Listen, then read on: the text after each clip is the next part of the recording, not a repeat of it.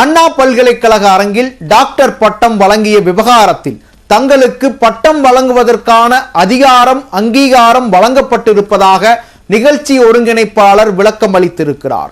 கௌரவ டாக்டர் பட்ட சர்ச்சையின் பின்னணி என்ன? அண்ணா பல்கலைக்கழக அரங்கத்தில் கடந்த 26ஆம் தேதி நடைபெற்ற கௌரவ டாக்டர் பட்டம் வழங்கும் நிகழ்ச்சிதான் தற்பொழுது பெரும் சர்ச்சையை ஏற்படுத்தி உள்ளது. சர்வதேச ஊழல் தடுப்பு மற்றும் மனித உரிமைகள் ஆணையம் சார்பில் நடைபெற்ற இந்த பட்டம் வழங்கும் நிகழ்ச்சிக்கும் எங்களுக்கும் எந்த சம்பந்தமும் இல்லை என அண்ணா பல்கலைக்கழகம் மறுப்பு தெரிவித்தது. இது குறித்து மயிலாப்பூர் துணை ஆணையரிடம் புகார் அளித்தனர். பட்டங்களை வழங்கிய ஓய்வு பெற்ற நீதிபதி வள்ளி நாயகம் தனது கையெழுத்து மோசடியாக பயன்படுத்தப்பட்டிருப்பது குறித்து மாம்பலம் காவல் நிலையத்தில் புகார் அளித்தார். இந்நிலையில் நிகழ்ச்சி ஒருங்கிணைப்பாளர் ஹரிஷ் பட்டம் வழங்கப்பட்டது குறித்து விளக்கம் அளித்துள்ளார். அதுக்கான அப்ரூவல் கரெக்டா இல்ல அப்படின்னு சொல்லியிருந்தாங்க. அது இல்ல, அதுக்கான அப்ரூவல் கரெக்டா தான் இருக்கு. அதுக்கான அப்ரூவலுக்கான சாம்பிள் இங்க இருக்கு. சர்டிபிகேட் ஆஃப் இன்கார்பரேஷன் அப்படின்னு சொல்லிட்டு இதுல இருக்கும். இதுல ப்ராப்பரான அப்ரூவல் நம்ம கிட்ட இருக்கு.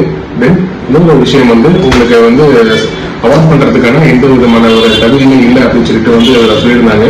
அதற்கான பதிலும் நான் தரேன். நான் இது எம்ஓயூன்னு சொல்லுவாங்க, மெமோரண்டம் ஆஃப் அண்டர்ஸ்டாண்டிங் சொல்லுவாங்க. ஸோ அதுக்கான சாம்பிளும் இதுல இருக்கு. இதுல பாயிண்ட் நம்பர் 4 நீங்க பாத்தீங்க அப்படின்னா உங்களுக்கு தெளிவா இதுல புரியும். To provide the honorary doctorate awards அப்படின்னு சொல்லிட்டு இதுல போட்டிருக்கும். இதுல இதுதான் இதுக்கான நமக்கான அப்ரூவலுக்கான சர்டிபிகேட். தென் இன்னொரு விஷயம் இது அண்ணா யூனிவர்சிட்டி கொடுத்தது அப்படின்னு சொல்லிட்டு அதுல சொல்லியிருக்காங்க. இது முற்றிலும் தவறு. இது அண்ணா யூனிவர்சிட்டி கொடுத்த ஒரு அவார்ட் கிடையாது. இது அண்ணா யூனிவர்சிட்டியில நடந்த ஒரு அவார்ட் ஃபங்க்ஷனை தவிர மற்றபடி எதுவுமே கிடையாது. அதில் கௌரவ டாக்டர் பட்டம் வழங்குவதற்கான முறையான அனுமதி தங்களிடம் இருப்பதாக கூறி சில ஆவணங்களை காண்பித்தார்.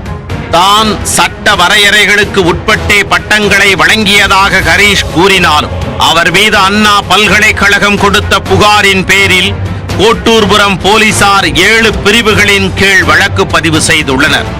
வாடகை இடத்தை தவறாக பயன்படுத்தியது, நற்பெயருக்கு களங்கம் ஏற்படுத்துதல், நம்ப வைத்து ஏமாற்றுதல், போலியாக ஆவணத்தை உருவாக்கி மோசடி செய்தல், போலி முத்திரையை பயன்படுத்தியது உள்ளிட்ட பிரிவுகளில் அவர் மீது வழக்குகள் பதிவு செய்யப்பட்டன. அதே நேரம் டாக்டரேட் பட்டம் வழங்குவதற்கான நடைமுறைகள் என்ன என்பது குறித்த விதிமுறைகள் ஏற்கனவே அரசால் வகுக்கப்பட்டுள்ளன. அதன்படி மத்திய மாநில அரசுகளின் கீழ் செயல்படும் பல்கலைக்கழகங்கள், தனியார் பல்கலைக்கழகங்கள், நிகர்நிலை பல்கலைக்கழகங்கள் மட்டுமே டாக்டரேட் பட்டங்களை வழங்க தகுதி படைத்தவை. அரசு பல்கலைக்கழகங்கள் இத்தகைய கௌரவ டாக்டர் பட்டங்களை வழங்கும் போது குறிப்பிட்ட நபரின் முழு விவரங்களை சேகரித்து ஆய்வு செய்து சிண்டிகேட் குழு கூட்டத்தில் ஒப்புதல் பெற வேண்டும். பல்கலைக்கழகங்களின் வேந்தராக உள்ள ஆளுநரின் ஒப்புதலுக்கு பிறகே கௌரவ டாக்டர் பட்டங்கள் வழங்கப்படுகின்றன.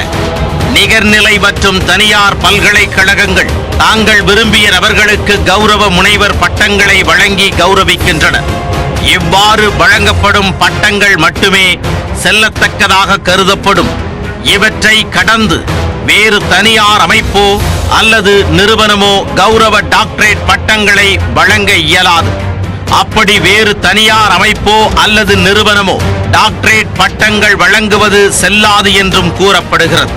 அப்படி இருக்கையில் தங்களிடம் டாக்டர் பட்டம் வழங்குவதற்கான உரிய அனுமதி உள்ளது என ஊழல் தடுப்பு மற்றும் மனித உரிமைகள் ஆணையத்தின் இயக்குனர் ஹரீஷ் தெரிவித்திருப்பதில் எந்த அளவு உண்மை உள்ளது என்பது விசாரணைக்கு பிறகே தெரிய வரும்.